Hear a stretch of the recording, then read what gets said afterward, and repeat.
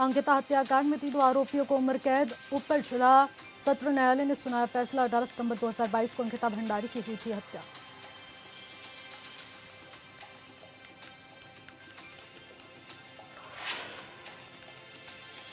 अंकिता भंडारी हत्याकांड के फैसले का बीजेपी ने किया स्वागत। सांसद नरेश बंसल ने कहा, कानून ने किया अपना काम, हमारा कोर्ट पर पूरा भरोसा।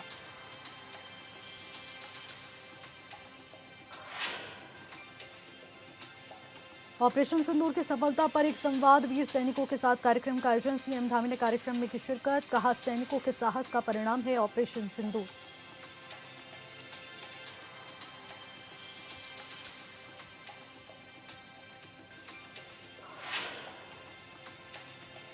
नगर पंचायत केदारनाथ में चलाया सफाई अभियान। रोजाना हजारों की संख्या में पहुंचा श्रद्धालु। धाम में 55 पर्यावरण मित्रों की टीम लगातार दे रही सेवा।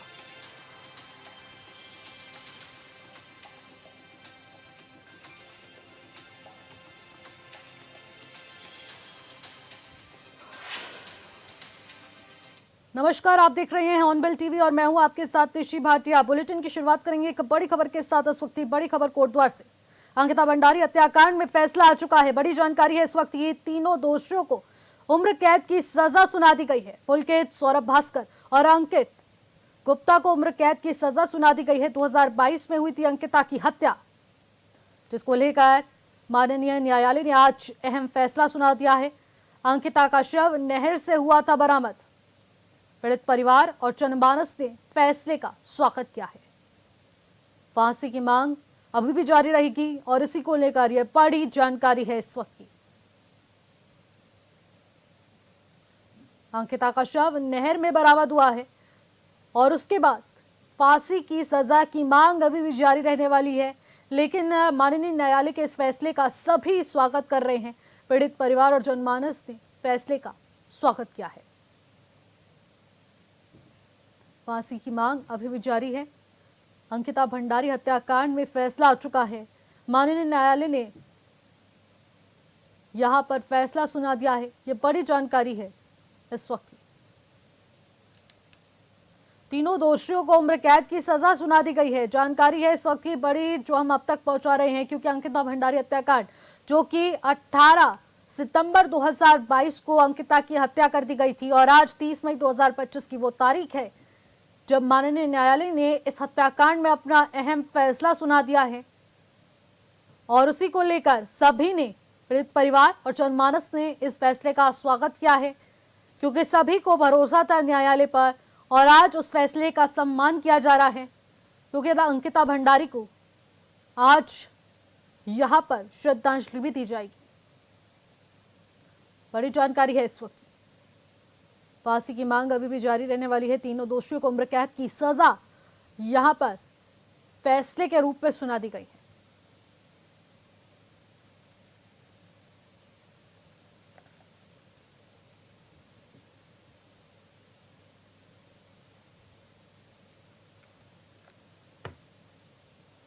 धामी सरकार ने कब क्या किया? आरोपियों को 24 घंटे के अंदर आखिरकार जेल भेजा था और इसके अलावा अभी तक वो सलाखों के पीछे है। हत्या मामले में जांच के लिए एसआईटी का गठन किया गया था। अंकिता हत्याकांड के आरोपियों पर गैंगस्टर अधिनियम के तहत केस दर्ज हुआ। अंकिता मामले में 500 पन्नों की चार्जशीट भी तैयार की गई थी। 100 गवाहों के बयान भी इसमें शामिल किए गए थे। अंकिता के परिजनों की मांग पर 3 बार सरकारी वकील भी बदले गए थे। अंकिता के भाई और उसके पिता को दी गई थी सरकारी नौकरी। सख्त पैरवी की वजह से आरोपियों द्वारा जमानत अर्जी हर बार खारिज हुई। सुप्रीम कोर्ट ने भी जांच को संतोषजनक पाया था। धामी सरकार के द्वारा अहम फैसला लिया गया था। अहम प्रयास किए गए थे अंकिता भंडारी हत्याकांड में और उसी को लेकर अंकिता के परिजनों की मांग पर 3 बार सरकारी वकीलों को भी बदला गया था। अंकिता के भाई और उनके पिता को सरकारी नौकरी भी यहां पर धामी सरकार की तरफ से मिली थी। इसके अलावा सख्त पैरवी की वजह से आरोपियों द्वारा दी गई जमानती अर्जी भी खारिज हुई। सुप्रीम कोर्ट ने भी जांच को संतोषजनक पाया था। एसआईटी ने 500 पन्नों की चार्जशीट भी न्यायालय के समक्ष पेश की है। आरोपियों को 24 घंटे के अंदर जेल भेजने का काम भी यहां पर सरकार के द्वारा किया गया। इसी खबर पर ज्यादा जानकारी के साथ अमित रतूड़ी हमारे संवाददाता सीधे हमारे साथ जुड़ चुके हैं। अमित, अंकिता भंडारी हत्याकांड का फैसला आ चुका है, क्या कुछ अपडेट है इस वक्त की?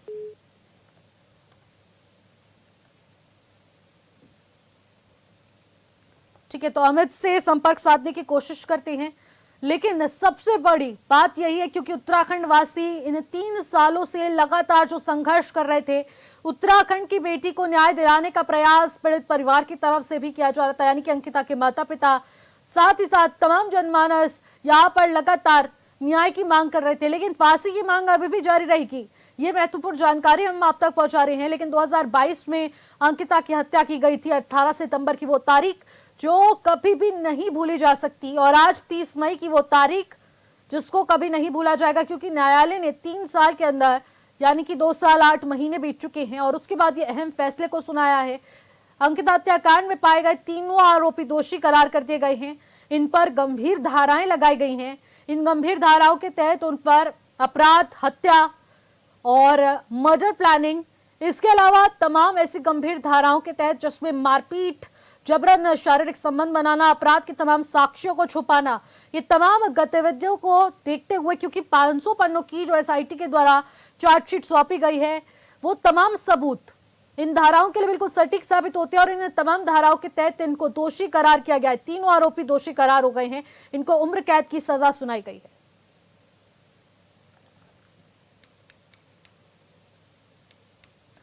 इसी कड़ी में उत्तराखंड में चर्चित अंकिता भंडारी की हत्याकांड मामले में अब कोर्ट की कार्रवाई को लेकर बीजेपी के राज्यसभा सांसद नरेश बंसल का बयान सामने आ चुका है।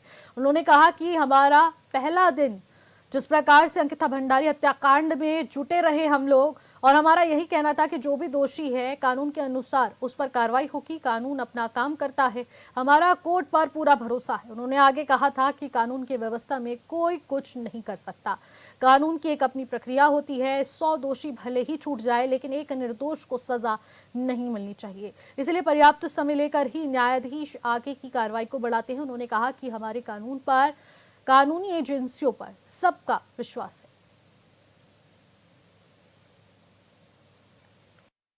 देखिए, हमारा पहले दिन से कहना है कि जो दोषी है कानून के अनुसार उस पर कार्रवाई होगी। कानून अपना काम करता है, हमारा न्यायालय पर पूर्ण विश्वास है। न्यायालय ने जो भी निर्णय दिया है, जो भी निर्णय आया है, जो भी उसकी सजा आएगी, वो मैं समझता हूँ कानून का सम्मान है, सबको उसका सम्मान करना चाहिए। कानून की व्यवस्था में अपने आप तो कोई कुछ नहीं कर सकता, कानून की प्रक्रिया है और भारत के कानून की एक मान्यता है कि 100 दोषी छूट जाएं पर एक निर्दोष को सजा नहीं होनी चाहिए। इसलिए कानून अपना पूरा पर्याप्त समय लेता है। जब कानून संतुष्ट होता है, न्यायाधीश संतुष्ट होते हैं, तब वो निर्णय देते हैं।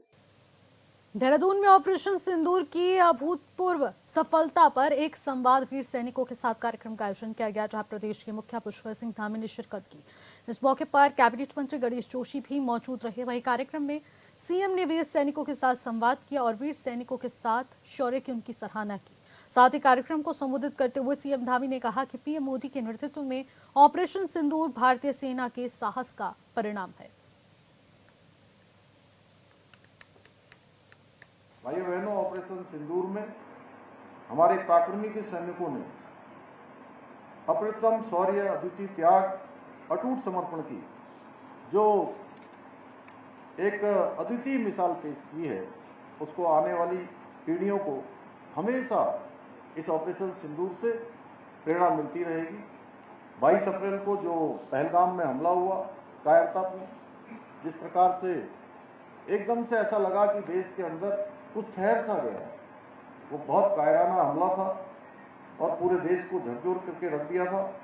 उस आतंकी हमले का जवाब देते हुए प्रधानमंत्री जी के नेतृत्व में ऑपरेशन सिंदूर ने अभूतपूर्व कार्यवाही करते हुए इसको अंजाम दिया गया और आतंकी और उनके आकाओं को ये स्पष्ट रूप से समझा दिया कि भारत की बेटियों के सिंदूर की ओर आंख उठाने वालों का क्या परिणाम होता है। किस प्रकार भारत की सेना कर सकती है, किस प्रकार भारत एक्शन कर सकता है। ये 7 मई की रात को जब पूरा देश सो रहा था, हमारे रणबांकुरों में, और जैसा शुरुआत में ही हमारे AK सिंह जी ने जिस प्रकार से पूरा विस्तार से उसको बता दिया कि आतंकी अड्डों को ही नष्ट किया गया, वहाँ के जनमानस को नुकसान पहुंचाने की सेना की या हमारी रणनीति का कोई हिस्सा नहीं था, और सटीक रणनीति के साथ निशाना बनाते हुए उन सभी प्रयोगशालाओं को जहां आतंकवाद पोषित हो रहा था, जहां आतंकवाद की नर्सरी चल रही थी, उसको पूरी तरह से ध्वस्त करने का काम भारत की सेना ने किया, जिसमें 9 आतंकी अड्डों को तबाह किया गया और 100 से अधिक आतंकवादी इस ऑपरेशन में मारे गए। इतना ही नहीं, पाकिस्तान की सेना जो इन आतंकियों की ढाल बनी हुई थी, उसे भी हमारे जाबाज सैनिकों ने धूल चटाने का काम किया। उसी का परिणाम हुआ कि पाकिस्तान की सेना, पूरा पाकिस्तान, वो जैसा DGMO पाकिस्तान ने यहाँ अनुरोध किया कि युद्ध रोक दिया जाए, और जिस प्रकार का वहाँ नुकसान हुआ, सच में अब पता लग रहा है धीरे धीरे। शुरुआत में जरूर कुछ एक लोगों के मन में शंका थी, और ऐसे लोगों के मन में शंका थी जो हमेशा सेना से सबूत मांगा करते थे, आपको पता ही है। तो इस बार भी उस प्रकार की बातें उन्होंने प्रारंभ की थी, लेकिन धीरे धीरे धीरे धीरे जैसे जैसे समय आगे बीतता गया, अनेक रिपोर्टें आते गई, तो पाकिस्तान के अंदर पूरी तबाही हो गई। पाकिस्तान के अंदर अनेक एयरबेस पूरी तरह से ध्वस्त हो गए, और पाकिस्तान की सेना जब हमारे ऊपर मिसाइलों से, ड्रोन से हमला करने की कोशिश कर रही थी, तो उसे भी हमारी जो अत्याधुनिक वायु रक्षा प्रणाली है, एयर डिफेंस सिस्टम, उसने नाकाम कर दिया, और एक भी मिसाइल भारत की जमीन पर नहीं गिरने दी। और इतना ही नहीं, भारतीय सेना ने उन हवाई अड्डों और एयर डिफेंस को भी पूरी तरह से नष्ट कर दिया जहां पाकिस्तान जहां से हमला कर रहा था। और हमारे हमले में दुश्मन के जो चीनी ड्रोन थे, चीनी फाइटर थे, वो जेट सब चकनाचूर हो गए। आज पाकिस्तान को ये भली भांति समझ में आ गया है कि भारत की ओर उठी उसकी हर नापाक नजर अब उसके विनाश का कारण बन सकती है।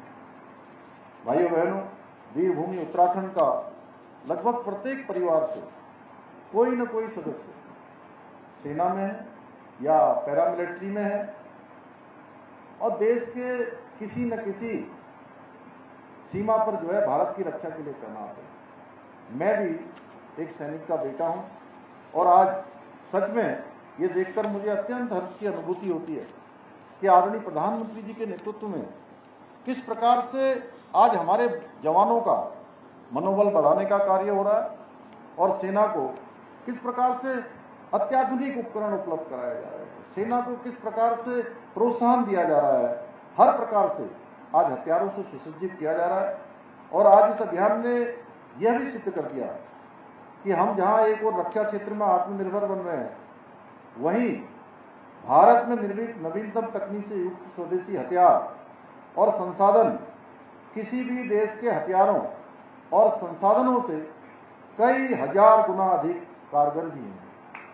ब्रह्मोस के बारे में, S-400 मिसाइल के बारे में हमारे सभी वक्ताओं ने, जिनका रक्षा के क्षेत्र में बहुत विस्तृत अनुभव है, उन्होंने बहुत विस्तार से यहाँ बताया है।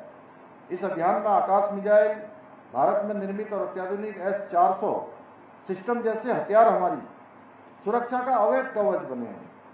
आदरणीय प्रधानमंत्री जी के नेतृत्व में भारत की रक्षा नीति प्रोएक्टिव और डिटरेंस बेस्ड हो गई है। साथ ही सेना के पराक्रम और बलिदान को आज सर्वोच्च सम्मान दिया जा रहा है। आप भली भांति परिचित हैं कि पूर्ववर्ती सरकारों में न तो ऐसी राजनीतिक इच्छा शक्ति थी और न ही निर्णय लेने का साहस था, जिसके कारण सेना को अक्सर कार्रवाई करने से रोक दिया जाता था।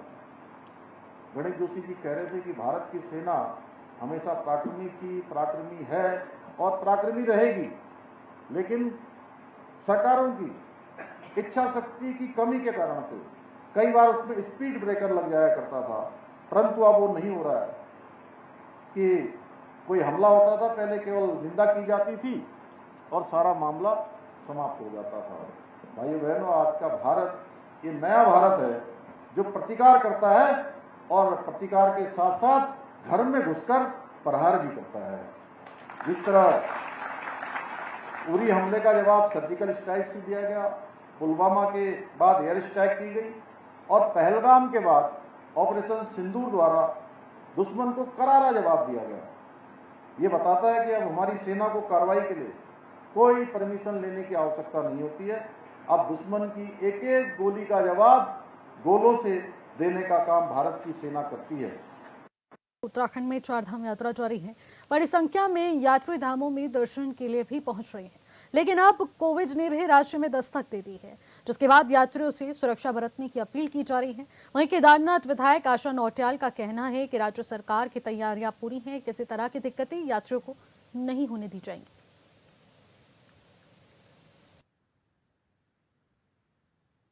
केदारनाथ से भाजपा विधायक आशा नौटियाल जी हमारे साथ मौजूद हैं। मैडम, जिस तरह से चारधाम यात्रा चल भी रही है, जारी भी है, और ऐसे में अब कोविड के केसेस भी बढ़ने लगे हैं, किस रूप में आप लोग सतर्कता बरत रहे हैं, लोगों से क्या कुछ अपील कर रहे हैं? देखिए, यात्रा बहुत अच्छी चल रही है और लगभग हर दिन वहाँ पे 30 से 32 हज़ार तक लोग अभी तक पहुँच रहे हैं। तो अब जैसे कई जगह से सूचना आई कि कोविड का भी प्रकोप धीरे धीरे बढ़ रहा है, तो उसकी जांच वगैरह के बारे में माननीय मुख्यमंत्री जी ने भी कहा है और जांच के निर्देश दिए गए हैं कि जो भी लोग अगर ऐसे पाए गए हैं तो ज़रूर मतलब उनकी जांच के बाद ही वो केदारनाथ पहुँचे। मैडम, किसानों के लिए यात्राएं भी चलाई जा रही हैं, किस तरह की ये यात्राएं रहने वाली हैं, कृषि यात्राएं जो चलेंगी प्रदेश में, और कितना फ़ायदा किसानों को इससे होता हुआ भी नजर आएगा? देखिए, बहुत सारी योजनाएं जो चल रही हैं, जो देश के यशस्वी माननीय प्रधानमंत्री जी द्वारा लाई गई योजनाएं हैं, जो प्रदेश के माननीय मुख्यमंत्री जी द्वारा लाई गई योजनाएं हैं, जैसे किसान निधि हैं। उसके अलावा बहुत सारी योजनाएं जो चल रही हैं। कई बार क्या होता है कि किसानों को बेचारों को पता नहीं रहता, तो जब हम जनता दरबार के माध्यम से या गांव में जाके लोगों के बीच बैठते हैं तो संबंधित विभागों द्वारा चर्चा होती है कि भाई इन योजनाओं का लाभ आपको दिया जाना है। तो लोगों को जैसे ऐसे कैंपों के माध्यम से स्थानीय जनता को लाभ होता है और लोग उन योजनाओं का लाभ ले पाते हैं। जी मैडम, ऐसे में क्या माना जाए, क्योंकि कनेक्टिविटी क्षेत्र में भी केदारनाथ में कार्य जारी हैं, ऐसे में केंद्र सरकार की ओर से रोपवे के लिए भी बजट जारी किया गया, कब तक माने कि रोपवे बनकर के तैयार होगा और कब लोगों को उसका फ़ायदा भी मिलेगा? देखिए, रोपवे की बहुत जो लंबी प्रतीक्षा के बाद माननीय प्रधानमंत्री जी ने उसकी स्वीकृति प्रदान की है। पहले तो मैं उनका बहुत धन्यवाद करती हूँ और जब स्वीकृति हो जाती है तो पत्रावलियाँ बनती हैं, ज़मीन देखी जाती है और वो जो प्रक्रिया होती है वो चालू है और जल्दी उस पर काम प्रारंभ होगा। राज्य सरकार इस बार योग दिवस गैरसैंण से मनाने जा रही है, किस तरह का संदेश भी दिया जाएगा? 10 देशों के डेलीगेट्स भी पहुँचेंगे यहाँ पर। जी, ये तो मैं अपने देश के यशस्वी प्रधानमंत्री आदरणीय मोदी जी का बहुत धन्यवाद करती हूँ कि जो कभी भारत को योग गुरु कहते थे, विश्व गुरु कहते थे, इसी योग के परिप्रेक्ष्य में आज उन्होंने उसको पुनः दुनिया में योग को प्रारंभ करने का जो संदेश माननीय मोदी जी ने दिया है और इस बार हर गांव में योग दिवस के रूप में अभी से स्वास्थ्य विभाग द्वारा, हमारा जो आयुर्वेद विभाग है उसके द्वारा जगह जगह लोगों को बताया भी जा रहा है कि योग हमारे लिए कितना ज़रूरी है और गाँव में जाके जगह जगह स्कूलों में जाके ये संदेश दिया जा रहा है कि 21 तारीख को जो योग दिवस है उसमें सभी लोगों का प्रतिभाग हो और हमारे पर्वतीय क्षेत्रों से, जैसे गैरसैंण हमारी ग्रीष्मकालीन राजधानी है, तो वहाँ से वो प्रारंभ किया जाएगा। तो एक उत्तराखंड के लिए भी और उत्तराखंड से पूरे भारत में एक अच्छा संदेश जाने वाला है। मैडम, एक अभी हाल फिलहाल में एक वीडियो भी सामने आया जिसमें हरीश रावत जी आदि कैलाश पर थे और उन्होंने कहा कि बीजेपी ने कई तरह के झूठ बोले हैं और उस वजह से मुझे सत्ता में नहीं रहा गया और अब बीजेपी झूठ बोल करके सत्ता में आई है। और उन्होंने ये भी कहा है कि जिस तरह से यूनिवर्सिटी का मामला उठाया, जिस तरह से जुमे की नमाज की छुट्टी की बात की कि अगर कोई सिद्ध कर दे तो मैं अपनी सारी प्रॉपर्टी उसके नाम कर दूंगा।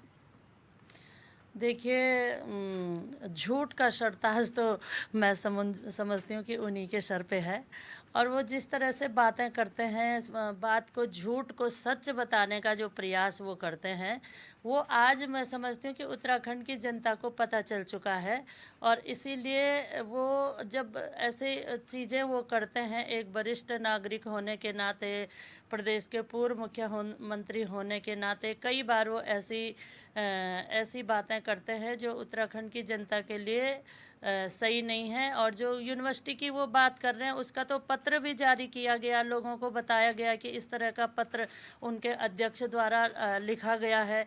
तो निश्चित तौर पर जब आज आदि कैलाश की तरफ लोग जाने लगे हैं, जिसकी तरफ कभी हरीश रावत ने ध्यान ही नहीं दिया, कभी अपने मुंह से निकाला नहीं कि आदि कैलाश एक जगह है, इतनी महत्वपूर्ण जगह है। जब हमारे देश के यशस्वी प्रधानमंत्री वहां पहुंचे और हमारे माननीय मुख्यमंत्री जी ने आदि कैलाश के बारे में दुनिया को बताया कि यहाँ पर आदि कैलाश जो है एक धार्मिक बहुत बड़ा स्थल है, तो आज बहुत सारे लोग वहाँ जाने लगे। तब उनको मिर्ची लग रही है, तब वो कह रहे हैं कि झूठ बोलते हैं। ये देखो, भारतीय जनता पार्टी निश्चित तौर पर अपने जितने भी हमारे धार्मिक स्थल हैं, पर्यटक स्थल हैं, और जो भी हमारे पास ऐसे स्थान होंगे जहां आकर के वहां के स्थानीय लोगों को रोज़गार मिल सकता है, हमारे युवाओं का पलायन रुक सकता है, उस दिशा में काम कर रही है। और हमारे देश के यशस्वी प्रधानमंत्री जी ने ये भी कहा है कि हम पर्वतमाला के रूप में भी विकसित करेंगे। जो हमारे पर्वतीय क्षेत्रों में, बड़े ऊंचाई वाले क्षेत्रों में जो भी धार्मिक स्थल हैं, पर्यटक स्थल हैं, उनको भी डेवलप करने का काम करेंगे।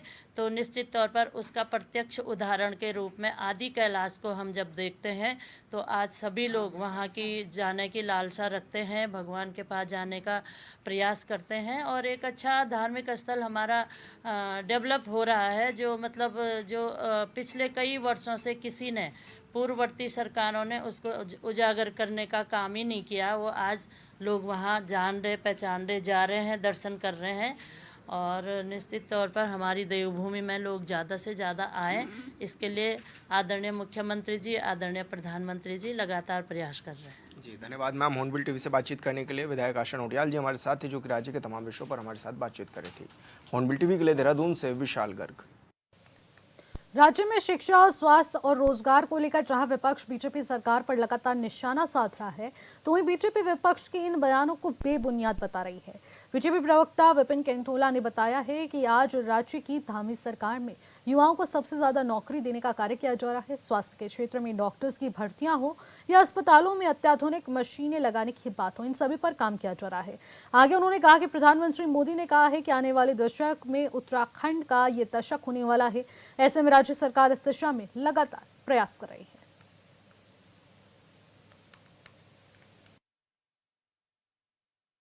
उत्तराखंड राज्य आज विकास की ओर तेज गति से आगे बढ़ रहा है, और चाहे वो सारे विभाग हों, चाहे वो कंस्ट्रक्शन के वर्क हों या अन्य काम हो, सभी क्षेत्रों में हमारी सरकार ने, धामी जी की सरकार ने, केंद्र सरकार ने मिलकर के, डबल इंजन की सरकार ने उत्तराखंड के विकास के लिए काम किए हैं।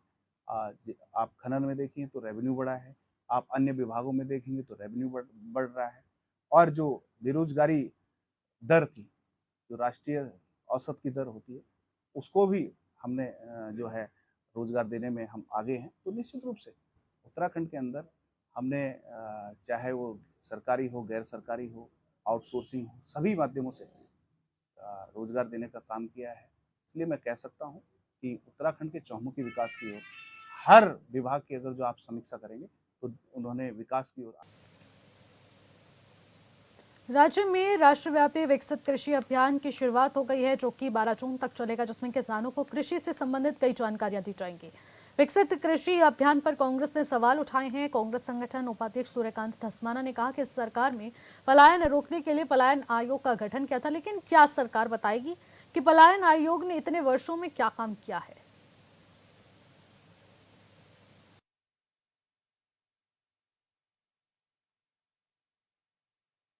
दौरा पूरा कर ले, उसके बाद जो उसका नतीजा निकलेगा। इसी सरकार ने पलायन आयोग बनाया था, इसी सरकार ने, मतलब बीजेपी की सरकार ने, त्रिवेंद्र सिंह रावत जी ने। पलायन आयोग बनाने के बाद पलायन आयोग खुद ही पलायन कर गया। पूरे प्रदेश के अंदर कितना पलायन रुका, उसके बारे में क्या सरकार के पास कोई जवाब है? इसी सरकार ने राज्य में 2-2 बार 3-3 बार बड़े बड़े आयोजन करके निवेशकों के लिए, साहब यहाँ पे इन्वेस्टर समिट कर रहे हैं, तो क्या राज्य की सरकार बताएगी कि कितना इन्वेस्टमेंट आया प्रदेश में और उससे कितना बेरोजगारी दूर हुई? आप तमाम योजनाएं घोषित करते हैं, उससे कोई फायदा होने वाला नहीं है। प्रदेश के अंदर धरातल पर कुछ हो नहीं रहा। फिलहाल इन खबरों में बस इतना ही। आप देखते रहिए हॉर्नबिल टीवी। नमस्कार।